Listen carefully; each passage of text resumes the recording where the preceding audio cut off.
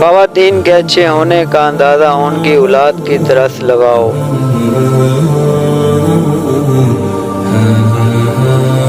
زخموں کو چھپانا بھی ایک ہنر ہے، ورنہ یہاں تو ہر ایک کے ہاتھ میں نمک ہے۔ روزانہ نیکیاں کیا کرو اور دریا کے اندر ڈالتے جاؤ، اور جب کبھی زندگی کے اندر طوفان آیا تو یہی نیکیاں کشتی بن جائیں گی۔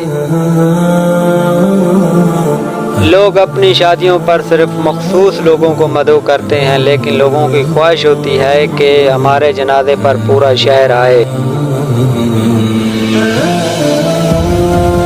جس نے پریشانی کے اندر اپنی پریشانی کو سجدے میں رکھ دیا، وہ فقیر بھی بہت دور نکل گیا۔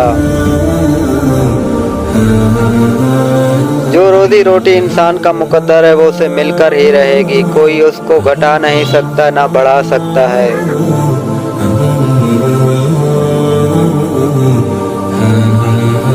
دوسروں کے گناہوں کو گنتے رہنے سے بندہ پرسا کبھی نہیں بن سکتا۔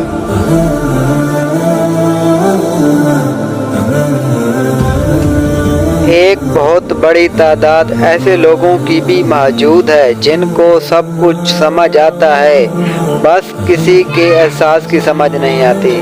اپنے بڑوں کو بوجھ مت سمجھو، انہیں کبھی اکیلا مت چھوڑو، یاد رکھو یہ وقت تمہارے اوپر بھی آتا ہے۔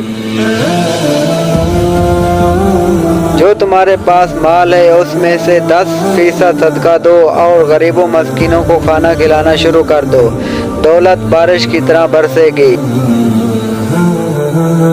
تمہارا اللہ پاک کی رضا میں راضی رہنا رب کریم کا تم پر راضی ہونے کا اشارہ ہے۔